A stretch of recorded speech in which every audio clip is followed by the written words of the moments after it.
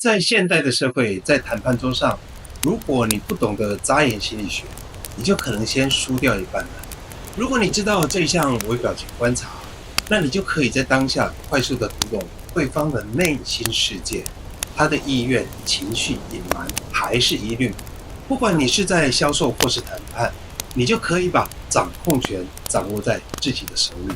眨眼是人类自然的表情，也是最无意识的微表情反应。成年人眨眼的频率1分钟大约是12到20次，紧张、说谎、压力可能上升到2倍到20倍。放松、专注、沉思的时候，1分钟可能降到5到10次。如果一个人没有经过专业的训练，眼睛是没有办法长时间伪装下去的，所以眼睛眨眼的频率被视为很可靠的生理讯息。今天我们就来讨论眨眼心理学。根据服务于 FBI、CIA 反恐部门的3位专家 Paul Ekman 微表情之父， Mark Frank 侦测谎言眨眼专家， Joey Navarro 非语言侦测行为，他们多次的公开眼睛的讯号比语言更可靠。这3位专家的理论是企业沟通、检调人员跟谈判专家最经常引用的基础。如果你有更好的意见，也欢迎在我们的底下留言或订阅我们的频道。为什么微表情会成为侦查重要的关键？因为人类的语言发展时间并不久。根据专家们的研究，人类的语言形成可能在150万年前开始，一直到5万年到10万年前才发展出比较成熟的语言。所有的动物跟人都一样，在语言还没有发展成熟之前，就是用微表情、肢体语言或发出简单的声音，包含气味来作为警讯跟沟通。例如有养宠物的朋友，你的宠物开不开心，有没有生病，它想要做什么，全都是用肢体语言跟它的表情来跟你做沟通。我们会观察宠物，我们会观察动物，但是我们却忘了观察人。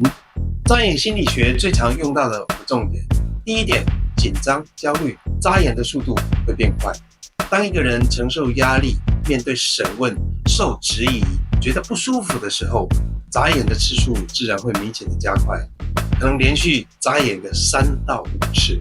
而当下的语气会变短、急促或结巴。最常见的就是当你在做简报的时候，对方突然提出你没有准备到的问题，或说谎的时候被追问，伴侣的行踪被质疑时，眨眼的速度就会变快。这是一种自我防卫启动的信号。第二点，说谎、隐瞒，眨眼的速度会变得不自然。研究显示，人在捏造内容、隐藏讯息时，脑部负荷会急速的上升，眼睛眨眼的速度也会变得不自然。这种特征经常在讲完一段话，突然一连串的快速眨眼。这个眨眼的速度跟时机点会跟内容不一致。虽然眨眼不等于说谎，但说谎常伴随着异常的眨眼讯号透露出来。第3点，人在专注思考、引起兴趣的时候，眨眼的速度自然就会变慢下来。例如听故事、看电影，全神贯注、专心听对方讲话的时候，如果对方突然几秒完全不眨眼，很可能在分析、观察你、评估风险。这时候眨眼的次数就会降下来，大约1分钟5到10次，这等于是高度关注。第4点，当一个人感到威胁或压迫的时候，眨眼的速度会变快，加上眼神的闪躲。这种情况通常会配合头部的轻微往后仰，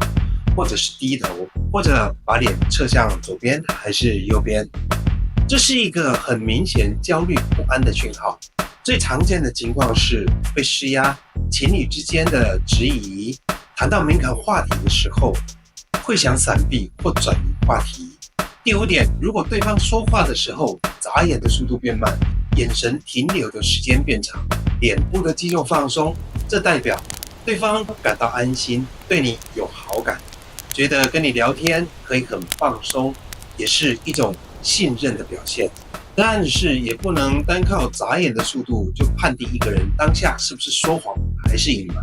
当然，我们要先抓一个眨眼频率的基准点。例如我们现在在谈业务的时候，第一次通常都不会约到办公室还是自己的公司里面，大多数会约在咖啡厅，或者台湾有很多人性化的超商，因为超商都有提供座位区，也很方便，什么都有，也有办公文具。当到了约定的时间跟地点，双方都到了的时候，一定会先问想要喝点什么之类的。这个时候，你就可以用这几分钟的时间观察对方眨眼的频率跟呼吸的速度，因为每个人眨眼的频率都不一样，也可能对方有干眼症、倒睫毛，还是没睡好，还是有其他的种种等等。这个时候你观察出来的数据就可以当作是一个基准点。我们简单的来举几个例子。如果你讲话的时候，突然对方往前倾，眨眼的速度变慢，这可能表示你说到了他想要的资讯或是他的兴趣点上面。如果交谈到一个阶段，对方没有正视着你，眼神飘移，眨眼的速度变快，那可能是他感到烦躁，或想结束这段话题，或想转移话题，或是想离开的讯号。如果对方突然正视着你，眨眼的速度变慢，表情严肃，那可能是对方要开始提出反击，否定你的内容，夺回主动权，甚至翻脸。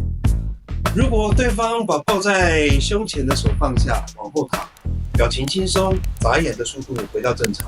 开始跟你聊一些相关性的话题或内容，那表示你们今天所聊的内容非常的有意义。不管有没有当下成交，这代表达成共识，双方都非常的坦诚，成功率极高，可以约下一次再谈，可能就把案子签下来，把问题解决掉了。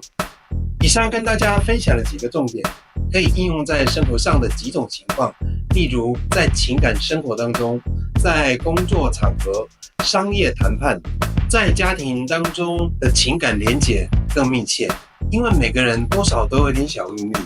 如果不是太重要的事情的话，对方不想讲，那你也就不要白目的继续追问下去。在生活当中，嘴巴会说谎和隐瞒，但是眨眼的瞬间，眼睛的生理反应非常的诚实，会把讯息透露给你。今天跟大家分享的技巧，并不是要你去审问别人或干坏事，还是每天神经兮兮的去看别人的反应，只希望能够帮助你在商业上或生活上能够更顺利，能够察言观色，保护好自己。我是月月，我们下次见。